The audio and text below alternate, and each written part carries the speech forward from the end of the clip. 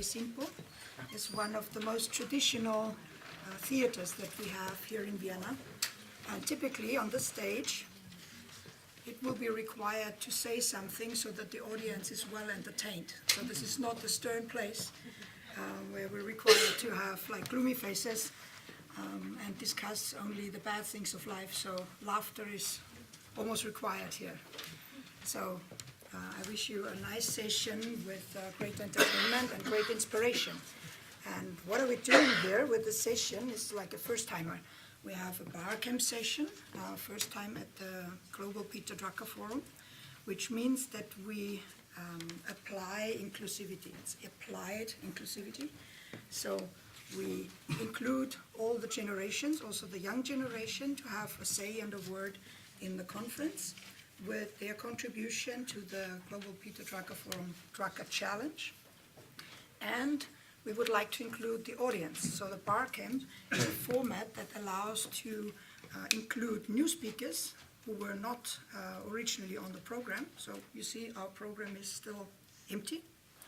And we all together will determine the program now. So you're also invited to vote on pitches that our Drucker Challenge winners will present to you. So they will present and propose a topic, and then afterwards we all are going to vote on the topics, and we're going to hear 5 talks after. The talks will be very short, so the Drucker Challenge participants have another challenge, like to craft a whole essay into a 3-minute talk. And this is the question, why do we craft 5 minutes and 3 minutes talks? The world is getting crowded with information, and we have a very short session, and we started late. So we can do 2 things. We can do either like a speed up in our talking to squeeze as much information in as possible, but eventually the audience is not going to be very much inspired because they will hardly be able to follow. And we could do a second thing, we can slow down. We can slow down and craft a message with a takeaway, maybe with a few words that will last and that will be remembered. And we trained that before, we rehearsed even on this stage, and I'm already very curious what we are going to hear. We have 2 fixed starters though. The first and the second pitch and talk will be given by the 2 first place winners of the Drucker Challenge, of the student category and of the managers category. But still, we would like to hear your pitch and propose your topic, nevertheless. And then a couple of others who decided to pitch their topic will come to the stage, and I will write down for you the proposed topics, and then we'll do the voting, and then we'll do the talking. Okay? Great. Let's start right away. Anne, may I ask you to the stage? Please.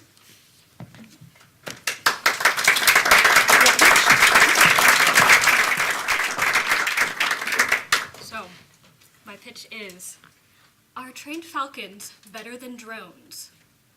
Is it even possible? That is it.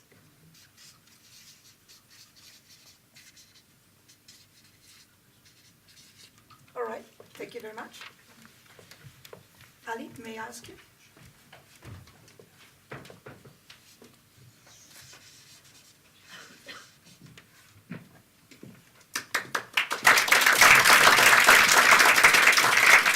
Morning, everyone.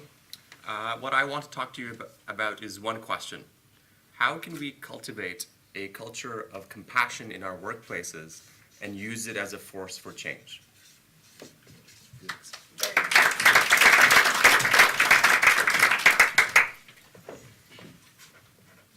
Free for you, your stage. First pitch. Morning, everyone. I have a question for you today. What would LinkedIn look like for an African plumber with no access to the internet? Thank you.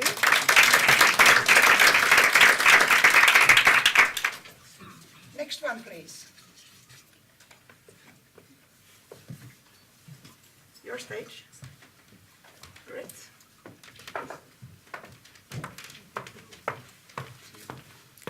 Morning, everyone. My topic is the battlefield of the mind, navigating it with Peter Drucker. Thank you.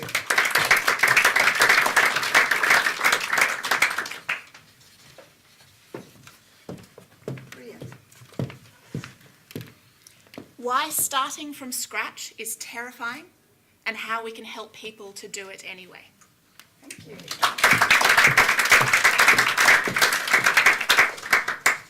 One more? Second, two more? Good morning, everyone. I believe that the advent of automation taking up human jobs is the greatest opportunity for mankind. Thank you. My topic would be rather interesting to those of you who have solid interest in science fiction. What will happen to robots when humans take over?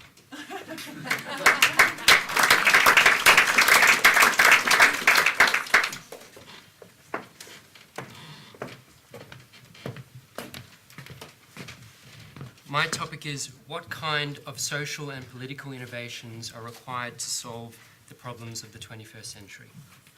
Thank you.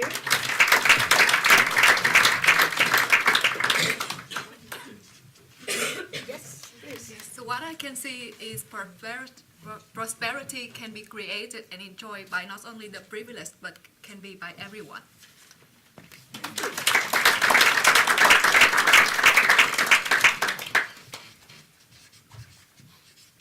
You have one more?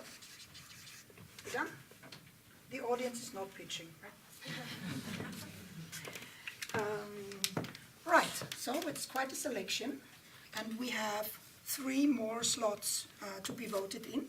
So the first 2, the Falcons and the Drones and the Culture of Compassion, we'll hear anyway. We're really looking forward.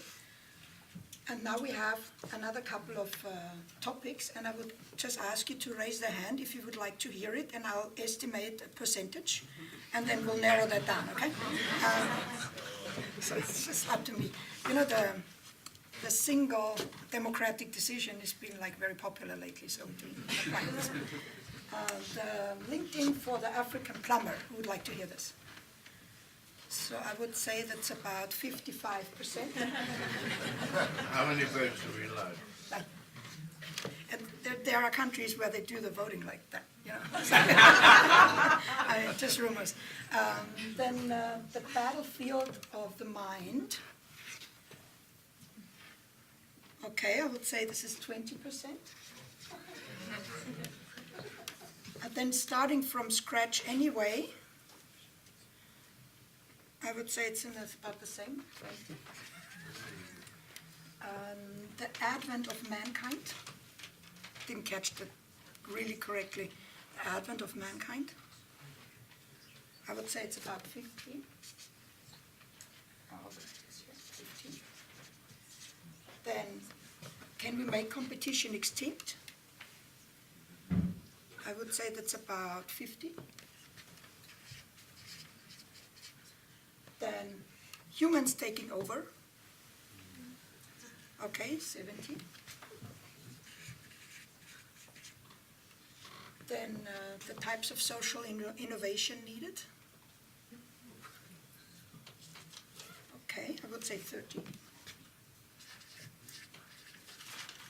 And prosperity possible for everyone. That's another 40, I would say. Okay, let's see if we can already start. We have like a fixed starter here. When humans take over, then clear was also the African plumber.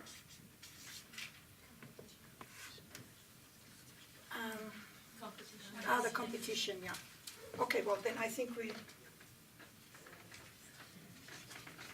have it. Was it clear between the prosperity for everyone and the competition? Yeah, from my memory it was rather clear. So I think we can start. What I propose to you, since we lost a couple of minutes already with the arrival, that we'll do the Q&A session for all the talks right at the end. So I might just ask you back onto the stage in the end, so we can discuss all the topics. We just need to memorize this, but we have it on the board here anyway. And now I will retreat and I will try to make a Karen ward here. Okay? So the first talk is held by Anne. Anne Twombly, your stage.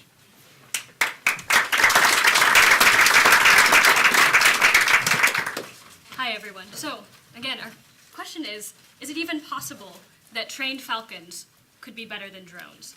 So imagine that you have a vineyard that's full of beautiful, wonderful grapes just ready to be harvested. But every year, you lose about 20% of that harvest due to small birds coming in and eating what they want. And you've tried nets to keep them out. You've tried cannons to scare the birds away. You've even tried drones to patrol your vineyards and keep the birds away. So the only solution that you've come up with that is the most effective has been trained falcons. So how do we even come to a solution like this that is not really intuitive in today's world? So part of that is reframing the question, but also reframing this solution. So in this context, we found the bird's natural predators who will give a really good, a really good way to disincentivize these poor birds from eating these grapes. So making one area not attractive at all, making the rest of the wild nature very attractive to go and forage for food. So reframing the solution, how do we do that? One way is to separate the idea that a technological solution is not always digital. In today's world, we are given a dichotomy for the digital technology. So on one hand, we are digital gluttons, and we are consuming, but on the other hand, there are many people who do not have this VIP access to digital technology because technology is naturally exclusive, it's expensive, it's hard to have updated equipment, things like this. So when looking at your new solution, or when looking for a solution, find that first and then see if you can find ways where technology, and even more specifically digital technology, can support that. So in this circumstance with the falcons, we do have a technological solution. We do have a tool that's being leveraged to solve a problem. It's just not one that we, with our 21st century minds, would initially assume. So what can we take away from this and use it in today's world? Peter Drucker once said that reflection is like a prism, not a mirror. And this means that things refract through a prism. So as you go out and observe the world, try and think of it as light refracting through a prism, not simply showing you what you already know. Thank you.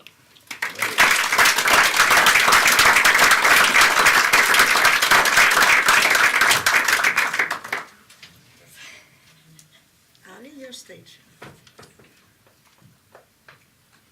Ladies and gentlemen, Ali Rustan Tariq.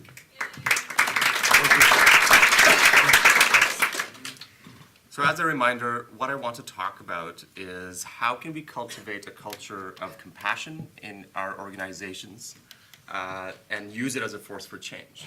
But why should we even try to do that? Now consider for a moment an oversimplified view of the world. On one end of the spectrum, you have the civilian population that is striving for prosperity.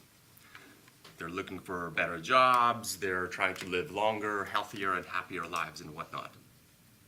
And on the other end of the spectrum, we have large organizations that are struggling to remain relevant in a rapidly changing socio-technological age. But one thing is clear, whichever end of the spectrum you're on, if you don't change, you will fall behind. So how do we bridge these two seemingly opposing ends of this diametric spectrum? I think the missing link is compassion. And I want to present 3 possible ways in which we can cultivate a culture of compassion in our organizations. Number 1, we need to give and seek permission to change and to present bold ideas. And I think one of the most effective ways to do this is by doing it by example. If we want to design products and services for inclusive consumption, then we need to get the permission of the people whom we're serving to produce those. Otherwise, we run the risk of ignoring what their biggest concerns and consequences are. Number two, we need to be better storytellers. We're living in an age where it's really easy to start churning out a lot of data. But if we're not telling the story that connects all those pieces together, then we're losing out on an opportunity to really inspire people. As a designer, I tell my business stakeholders the stories of our customers as they're experiencing our products and services end to end. And the reason why I do this is because I've found through experience that by telling stories, you're better able to align people together and to inspire them for change. And thirdly, we need to spend more time with our customers and our societies. And I'm not just talking about building empathy. I'm talking about spending so much time with them that you transcend empathy and you build compassion. You understand what their motivations are. You understand what their fears are, and what their unmet needs are as well. And then we can best be positioned to serve them well. So in closing, I want to also reflect upon how Peter Drucker saw the decline of the industrial worker and the emergence of the knowledge worker as the people who are best positioned to provide the most value to modern society. In other words, we moved from matters of our hands to matters of our minds. And in the future, I think we and society will best be served if we start including matters of the heart too. Thank you.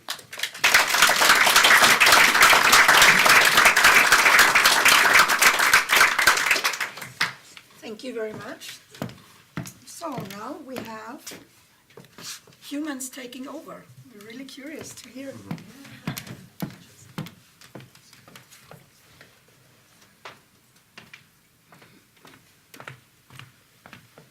Good morning, everybody. I'm Shagun from India. And as I discuss this topic with you, I believe a lot of you think that I have the solution to this huge automation question. It would be good and safe and honest for me to admit at the very onset that, like everybody else and like world-famous economists, and many of them, and politicians and policymakers, I do not have the answer. Yet, what I'm going to talk about with you today is to help you have a glimpse into my mind when I wrote my essay and what my personal journey has been that led me to write this essay. I will admit that my fascination with automation and machines and robots began with watching a couple of movies, Space Odyssey, which I would definitely quote here. And then it went on to be aggravated by the literature that I was reading in my current business school course. So all the hustle about 47% of American jobs are going to be automated, widely cited Frey and Osborne studies, two economists at Oxford saying this again and again. There was a point in my career when I had to evaluate, and in my professional career as an IT professional in the area of big data and business intelligence, that am I rightly equipped to deal with the future? Do I have the right set of skills to navigate a whole career, not just a job, a whole career? Today, the questions that surround me are, is a job a career? Yesterday, there was this amazing question that was put forward. Can we decouple a job from the opportunity to make an income? And when all of these questions arrive in my mind, I will now quickly relate this to the time when this whole phenomenon was discovered, and I will take this opportunity to quote Keynes, a debated economist, but then again, the beginning of technological unemployment. He said, and I quote him, "We are being afflicted with a new disease of which some readers may not have heard the name, but of which they will hear a great deal in the years to come, namely technological unemployment." So this is where the question began. In my quest for answers, the only time I found an answer was when Peter Drucker talked about something called lifelong learning, which forms the heart of my essay. Ironically, or in fact, let's say coincidentally, Peter Drucker realized that he believed in people so much in his time sitting in Cambridge, attending one of John Maynard Keynes' lectures. That is when he realized that among all the economists in the room who were interested in more of the goods and services phenomenon, Drucker realized he had more of an inclination towards human beings. I can empathize with that because in my current MBA course, I chose to go for a dual degree in technology and human resources. So the question that's often popped at me is, how do you think you're going to integrate those two things together in the work that you're going to do? And my question is, why not? In terms of systems thinking, people and technology are the two things that are going to work together tomorrow and in the workplaces that we are going to see in the future. And my idea of progressing along this path was to equip myself to be able to deal with a world where, as we again heard yesterday, machines and people will try to augment each other's capabilities to deliver more goods, value, and services in the businesses that are about to come. That sums up my perspective. Thank you.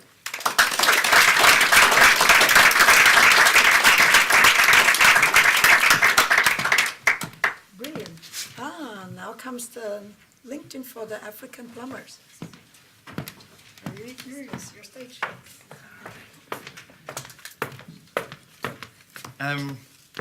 So, about a year and a half ago, when I first moved to Kenya, I spent a lot of time at my friend Adam's house. And Adam had an amazing cleaner called Ruth, who worked for him a couple of days a week. Now, Ruth asked for more money every time she came. Now, what she really wanted was more work. But as a cleaner in Kenya, it's very hard to find more work. She didn't have a CV, but even if she did have one, there's no jobs boards or online platforms to find more work. Even if that did exist, she doesn't know how to use a computer, and although she has a basic smartphone, doesn't use that for the internet. Now, Ruth's phenomenon is very common in Kenya.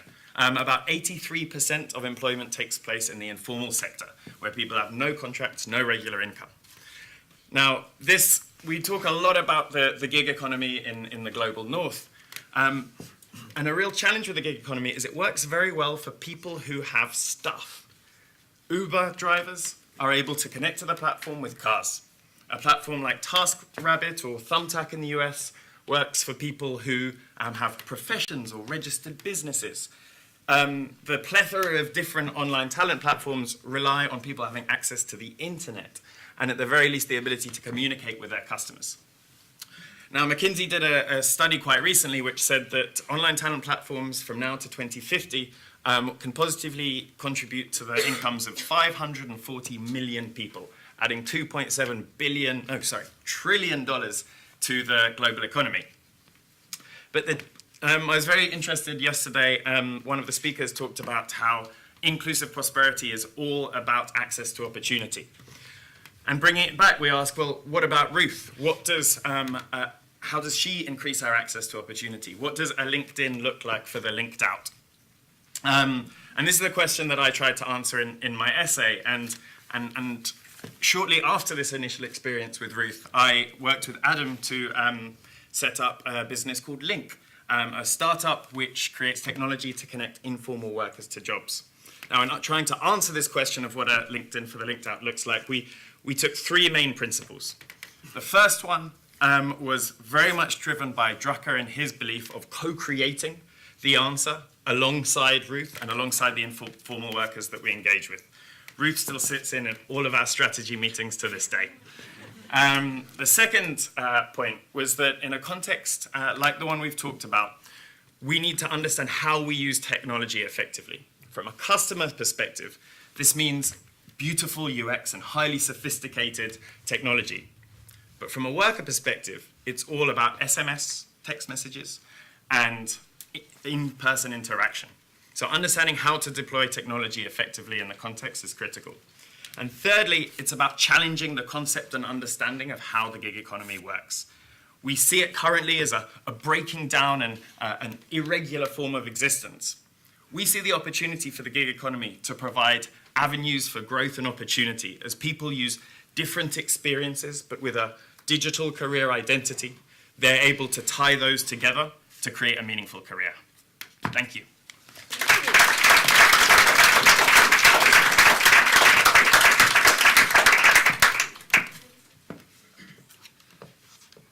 And now we're making competition extinct, right? Okay.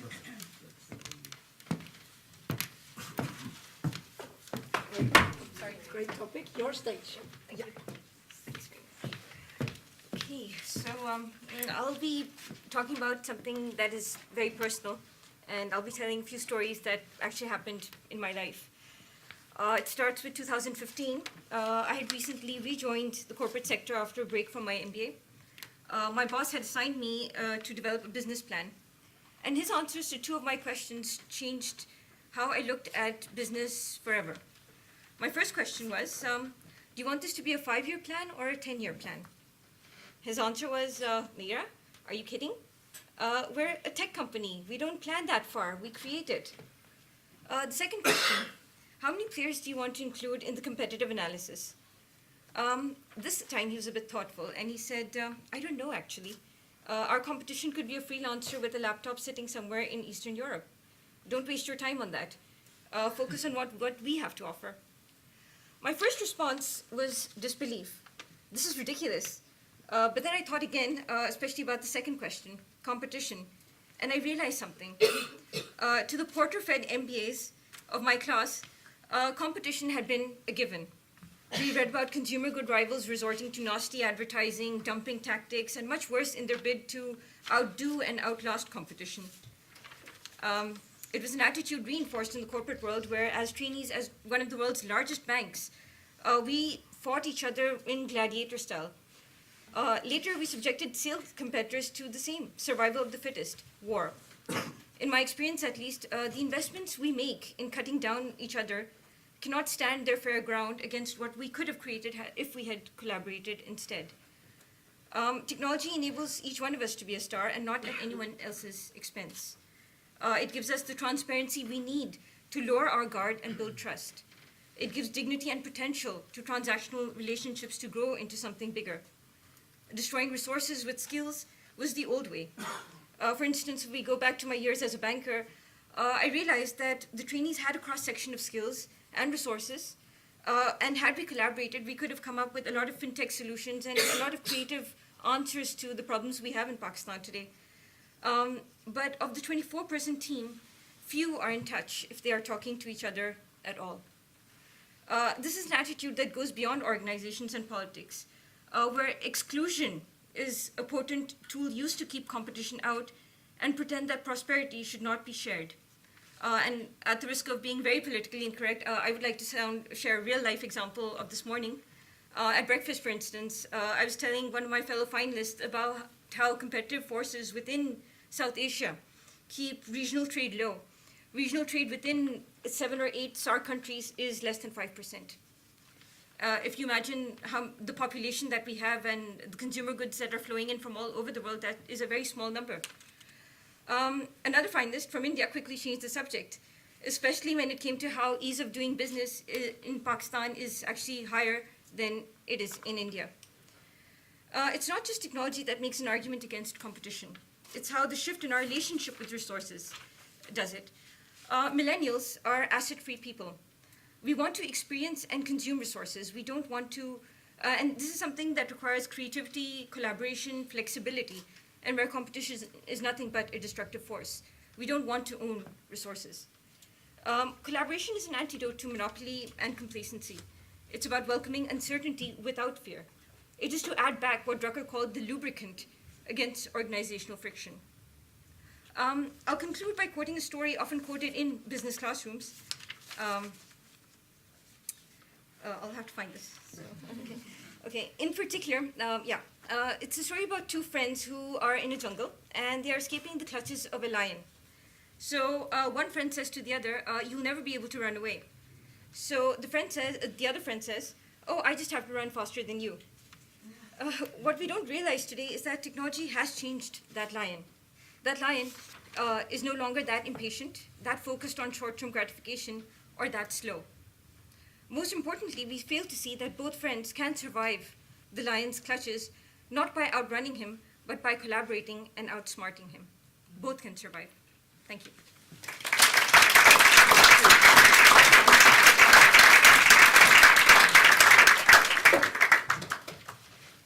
Thank you all very much. We did catch up quite a bit. May I ask you back onto the stage, the speakers? Yes. And we'll start our Q&A session. Now that I take notes.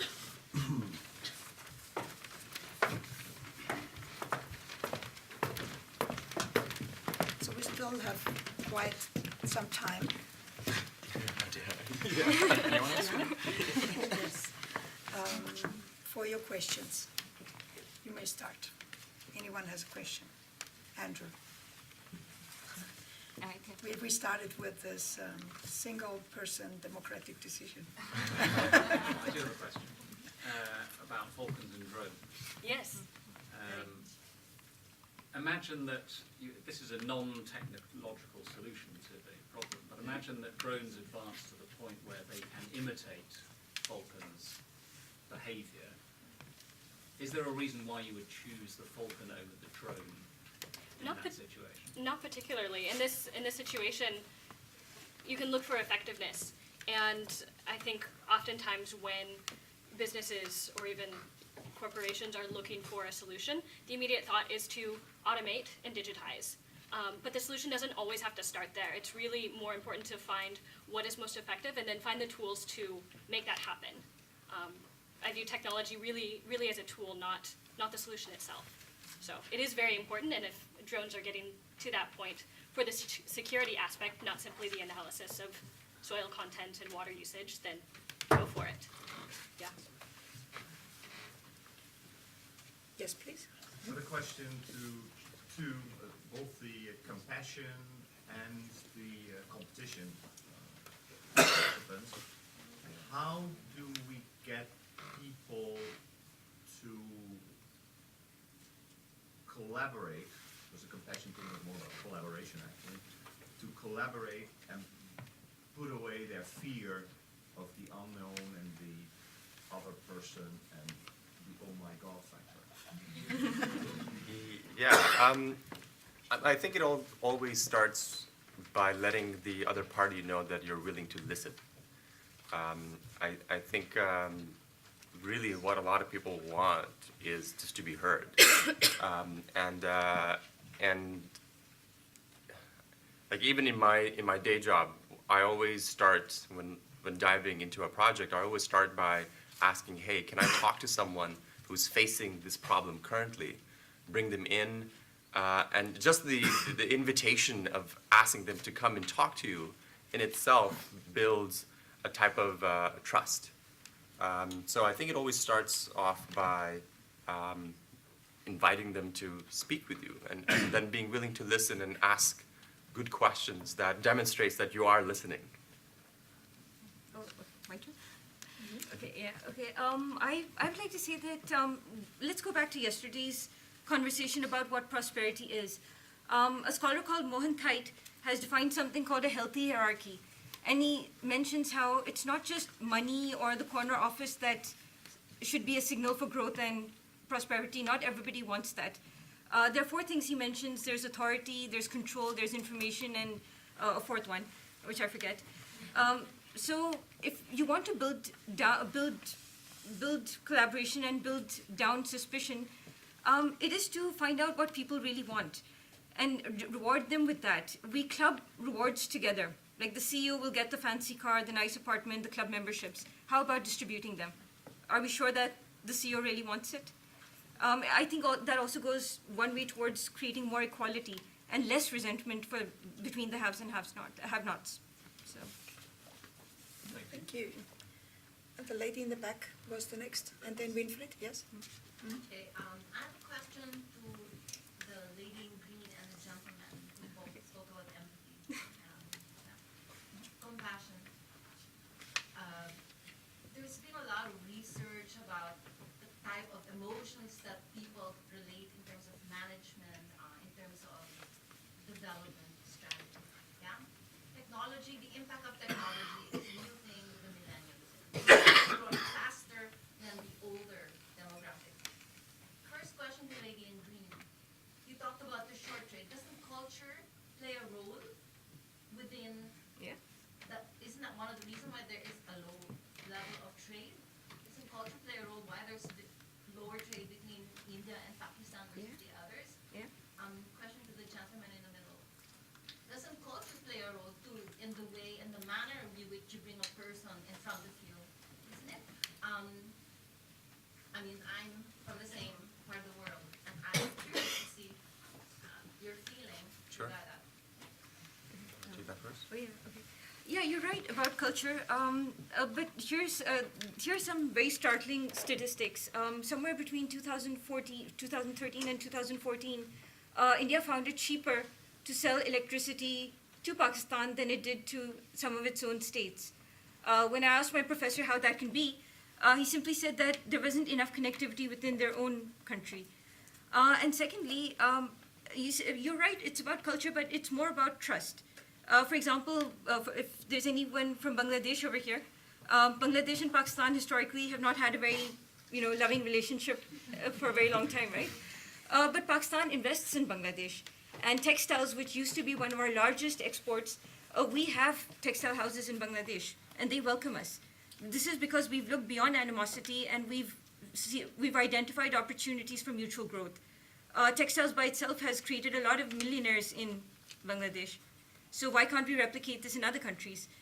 Similarly, CPEC. Yeah, trust. Yes. Yeah, absolutely. Yeah, no, I would agree. I think culture does play, but I think also, like when I talk about compassion, I'm not just talking about it from an emotional, fluffy level. I'm trying to be pragmatic about it as well.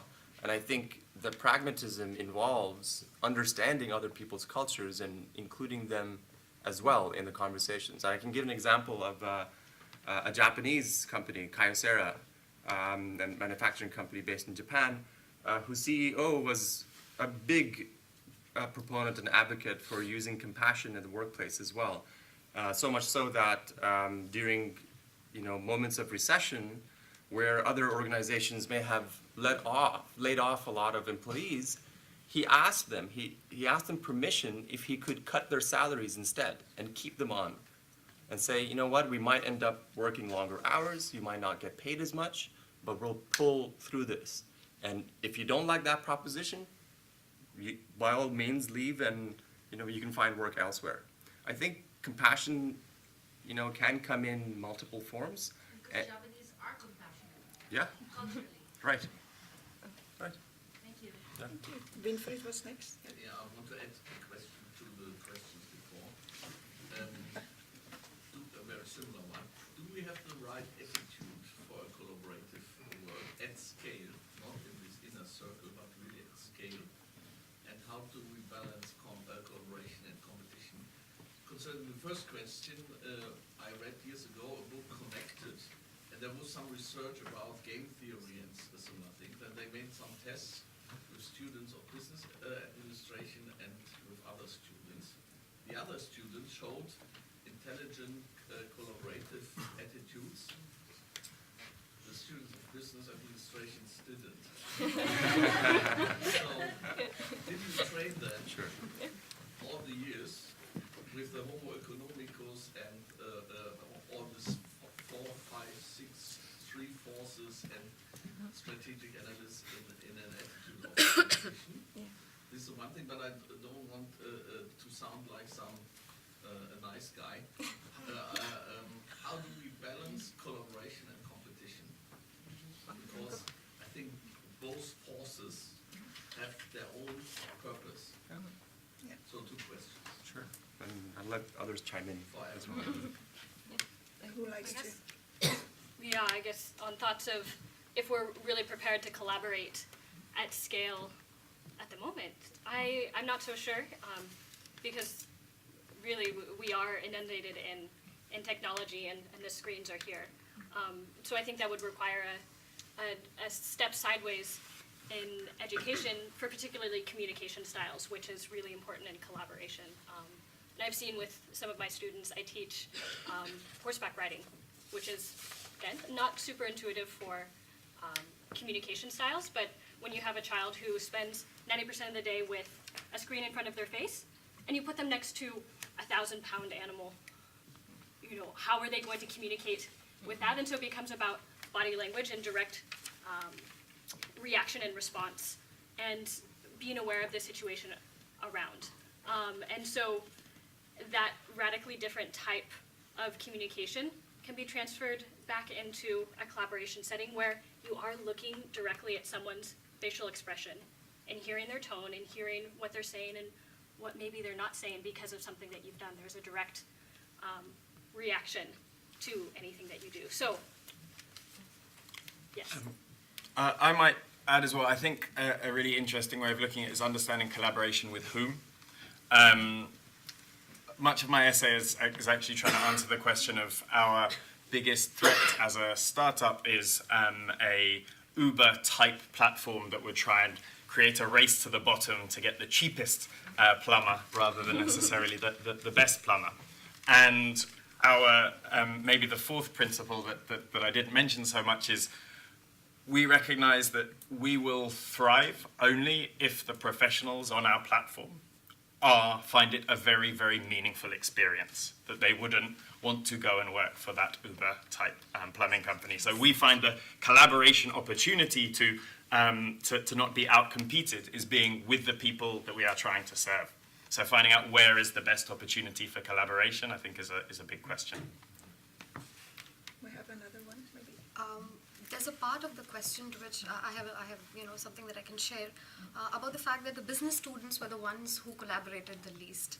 Since my essay was also about learning and lifelong learning, and that is what I'm talking about, I think a lot of it has to do with the manner in which business education has been defined and has been disseminated for the longest period of time, let us say.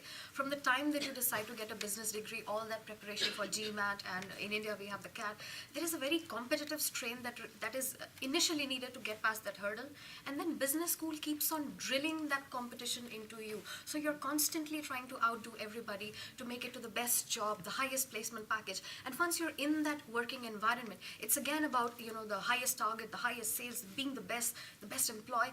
So that constant environment of trying to be the best has to do with the fact that maybe people who have an inherent ability to collaborate cut down on their ability to collaborate to be rewarded for something that maybe does not come naturally to them. A lot of people would like to meet up and talk, but then it doesn't happen in that manner. So yes, transformation in the way in which business education is being disseminated. One very lovely example that I want to cite here, in fact I'd invite all of you to come and play this game, because again we're talking about technology, is there's this simulated game called Real Lives being developed in India. It was launched just yesterday. I happen to know the individual who launched it. He's an Ashoka awardee.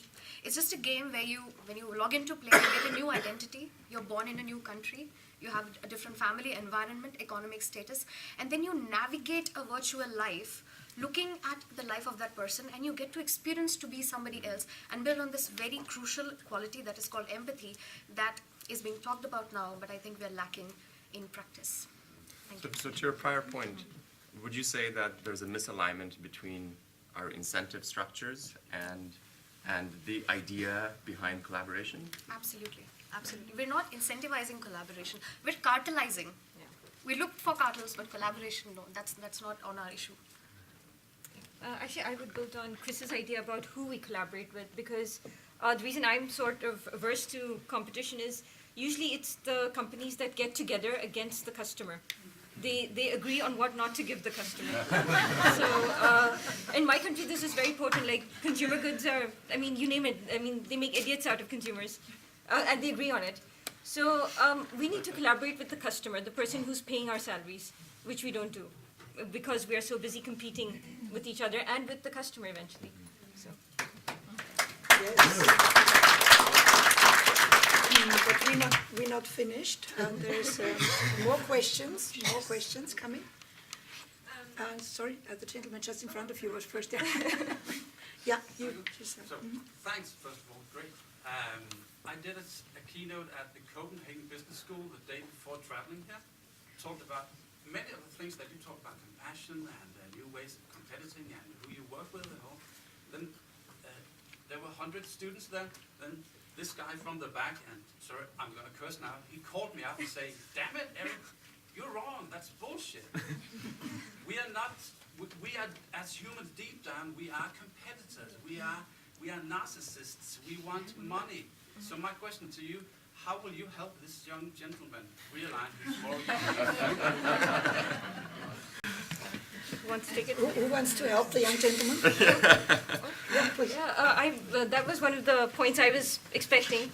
Again, we come to the same point. Not everybody wants the same thing from life. For example, I'm an MBA, but I don't want to be a billionaire.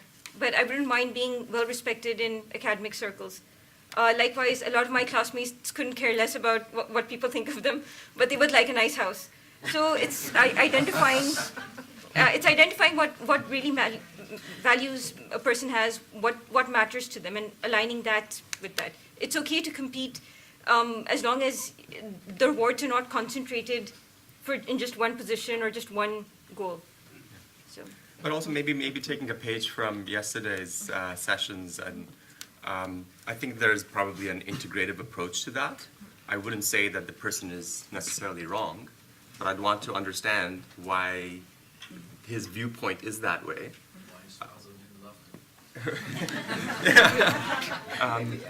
Yeah, and just to understand where they're coming from. Maybe there is a mistrust with, wearing your emotions on your sleeves or whatnot, or that there's no place for emotions in a boardroom setting. I don't know.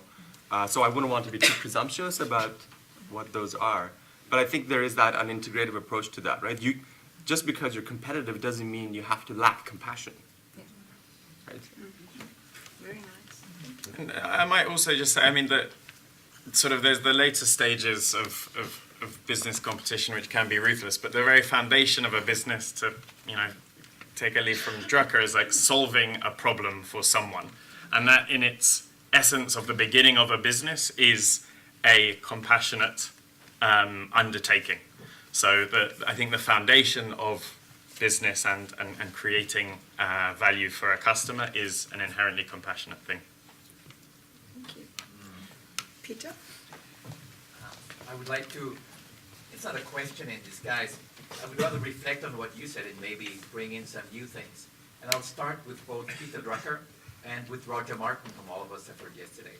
And Peter Drucker made a slight distinction between, and it has come out in what you said, between an economist and between a manager. And I think it is a telling thing that we're talking about business schools and not about management schools. While I wouldn't want to drive the dichotomy too far, I would say economists are concerned with laws. Managers are practically concerned with people. To now go over to Roger Martin, who says real competition happens only in the framework of tacit collaboration. Otherwise, it turns, and to go back to your lion example, it turns into annihilation. What is the good if I have annihilated and destroyed everyone else in my market, in my Colosseum where the gladiators played? So the difference between gladiators and American football, to again quote Roger Martin, is there is a very clear understanding in American football that the ultimate beneficiary is the viewer, the fan. And the rules, in fact, of competition are tweaked every year to make sure the fan has the best experience possible. So that means the art of competition there is to leave the other guy or the other gal alive to compete even better with you in the next round, in the next season. Any reflection of that on all of your topics, including the Falcon? This one I'd like to chew on a little bit. May I? So a Barcamp session is not always something where there's questions asked, but also other opinions and viewpoints coming in. So we should all walk away more inspired and enriched and with a lot of takeaways. So if there is no answer to be given, that is all right. Anyone feel like answering? Because it was a statement, not a question. Yeah. And that's Grant. Okay. We have one more question over here. Not sure if we can take all of them. I'm on the watch. I think another 2 or 3 might be okay. Yeah, please. Thank you. First of all, I just wanted to say congratulations to you all and commend you on your bravery for sharing your ideas and defending them so eloquently. My question maybe is oriented towards Chris's and Shagun's topics, but I'm wondering if technology has rendered the notion of career obsolete. Because you have younger generations, younger populations who are not interested in climbing the corporate ladder, in staying within a company for 30 years like maybe our parents have. You have other populations who are maybe affected by deindustrialization, who've seen their jobs disappear because of technology and have to completely reinvent themselves and their careers. And you have populations in certain areas that are held back, that see their careers held back because they have no access to technology. So do careers still exist in an age where technology is so pervasive? Okay, I have a story I can tell you about this. And unlike traditional stories that talk about higher end of the spectrum, management at the higher end of the spectrum, I will tell you a story about somebody I got to know personally. His name is Ali. He's from this small city called Banaras in Varanasi. So Ali's father was a man who does zari work on Banarsi saris. It's a kind of fabric that requires a lot of intricate embroidery. And Ali learned this from his father as a child because he had to help his father do that. When Ali grew up, he didn't want to stay back in his village. He was attracted by the lure of city life very much. And when he came to the city of Varanasi, where we have this public sector enterprise called BHEL, Bharat Heavy Electricals Limited. So the work that he got as an unskilled worker was helping cast molten iron into dyes, which is the work that he did. In 2002 or 3, I think, BHEL was able to get machines, so automation enters, which would do this, and therefore Ali was not required. So he did transition from being an unskilled worker to a semi-skilled worker. He had nothing else to do. So he goes back to his village, where he has some form of land holding, and this is a real story. And therefore he worked on the agricultural front for some period of time. After that, Ali's father expired, and then the entire work of zari embroidery was left to him. Ali has switched from one career to the other. Now he's switching again from here to the next, and he goes back to doing fine hand embroidery, after which there's this company called A1, which sponsors the Miss India event, which came looking for those who can do zari embroidery with their hands, because this is thankfully one of those things, those finer things that machines cannot do. And then Ali went on to work for that enterprise. Now in Gurgaon, they have a large number of manufacturing units there. And it is amazing to observe how Ali's journey talks about it relates to the question in how his career kept evolving. In one lifetime, he has done 3 different, works which are completely unrelated, and he's been able to sustain himself economically by having a diverse set of skills. And this doesn't even have to do with having a fancy degree or a fancy education. Thank you. And this is what's so it's just a different concept of what a career is. Traditionally a career is a process of specialization that continues throughout. And we learned at the same time yesterday about the importance of having collaborations within teams and being able to understand what the coders are doing and this sort of thing. And nowadays what's kind of rare is one person can actually go through all of those different teams in their careers. And technology certainly has the opportunity to enable someone to tie a string through quite distinct professional experiences to make it a cohesive career. And I think that's what's quite exciting, is that traditionally this might be starting fresh every time and starting newly. But I think there's a lot of opportunity nowadays, and certainly for the younger ones of us and younger people than me in the room, is increasingly this concept that we will do lots of different things, and all we need to do is find a string that we can tie through it to create a cohesive and meaningful career. Thank you. There was one more question. Yes, may I take this opportunity that we have 5 such thoughtful representatives of your generation on stage to ask a bit broad question, but I'm very interested to hear your response. And that's this.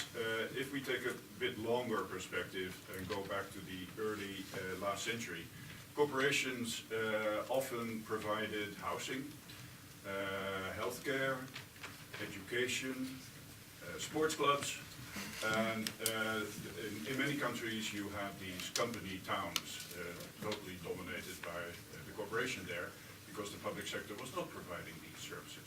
Now over time the public sector has provided this, and we generally thought this was a good thing. So they provided the housing, the education, the health systems, etc. And now you see corporations again expanding their role and feeling responsible for the well-being of their employees and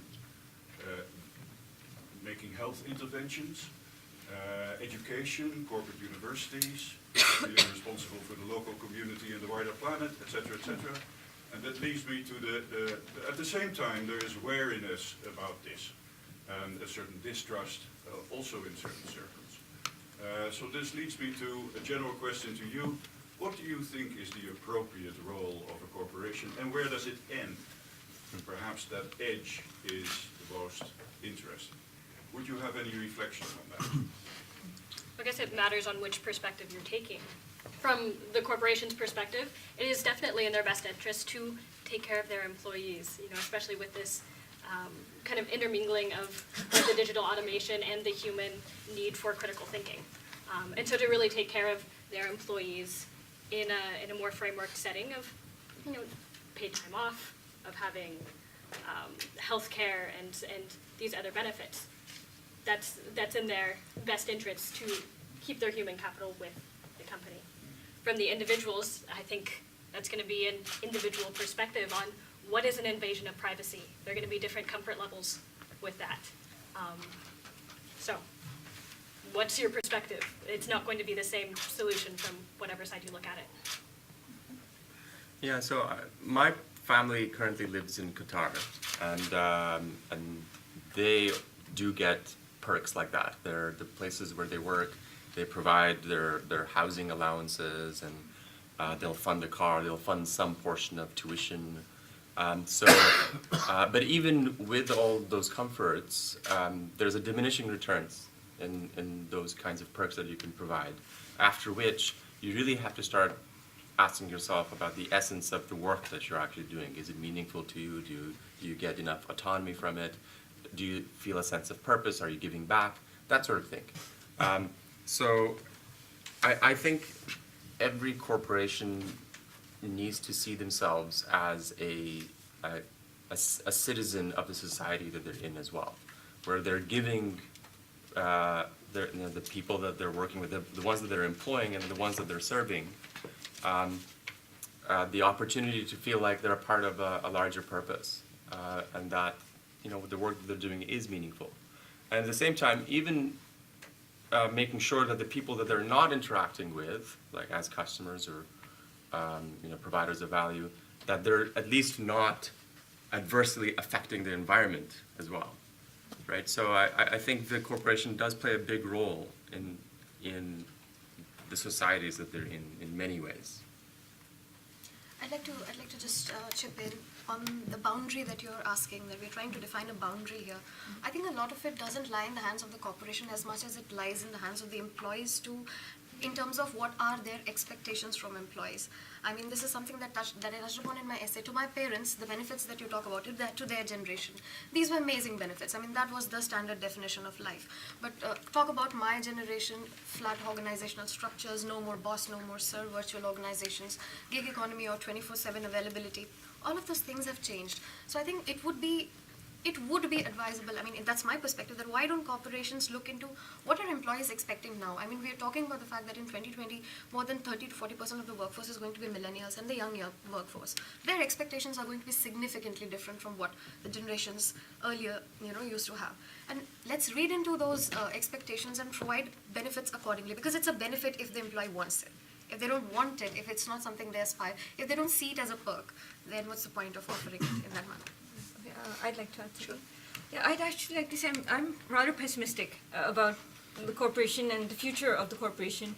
One reason is the gig economy, which will mean that increasingly employees are either contractual or they will find meaning outside work.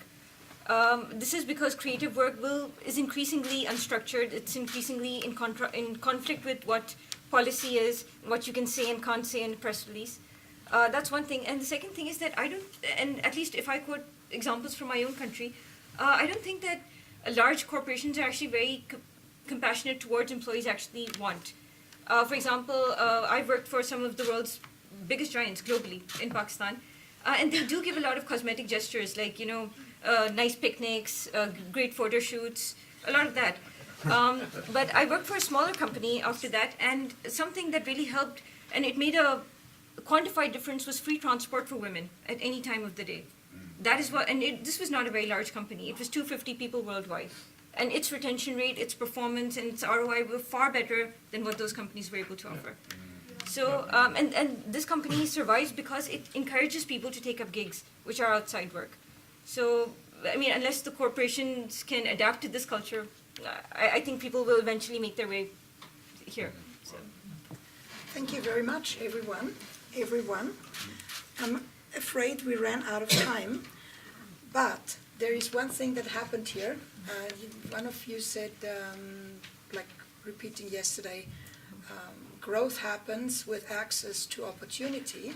So you had access to opportunity, and there is some heavy CV writing going on, because I gave a talk at the Global Peter Drucker Forum, will appear in at least 5 CVs, and we managed to do that. Thank you very much, and we'll head back to the next session, and see you just now at the hall. Thank you.